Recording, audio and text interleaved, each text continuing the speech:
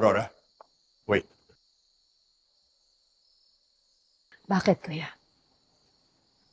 Why don't you join us inside? Para ano? Para ipamukha sa akin ang pagkatalo ko sa kaso.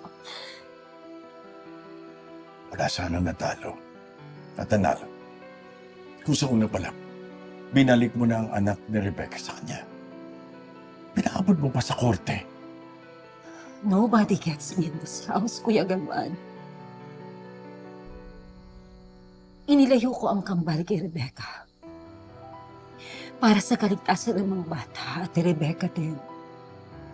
A decision I made out of love and necessity. I acted in good faith, Kuya Galvan. Iniligtas ko lang ang mag-iina dahil sa mental health condition ni Rebecca. And don't give me that crap na magaling na si Rebecca. Hindi imposible na bumalik ulit ang sakit niya. Kagagaling lang ni Rebecca, Kuya Galvan. Wala pang 1 taon. With Larry and Barry, secure ang mga bata hanggang sa paglaki nila. With Rebecca, who knows what will happen? Oo.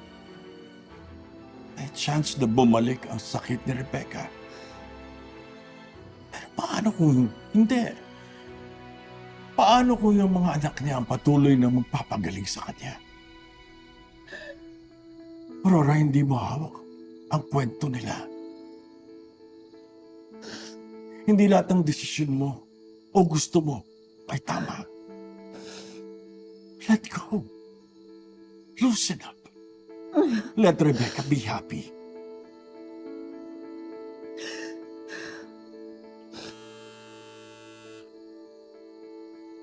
Hello?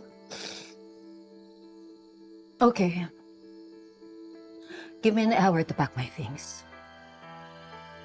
Who's that? Our helicopter pilot. Tatakasan mo ang kaso mo? Aurora, even if Rebecca withdraws, pwede pa rin matuloy ang kaso mo. Hindi ako tatakas, Kuya Galvan. I'm flying to our private island in Palawan. Gusto ko lang huminga. Then I will go with you. Para ano? Para bantayan ako at siguraduhin hindi ako tatakas. No. To make sure you don't harm yourself.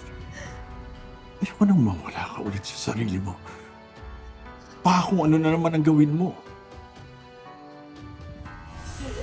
Ako na! Kana, nasan ka? Mama, nisip ako, nasan ka? Wag! Baka! Aurora, wag! Aurora! Nasa ka na ba, anak? Ay, balik niyo sa akin ang anak ko! Ilabas niyo siya!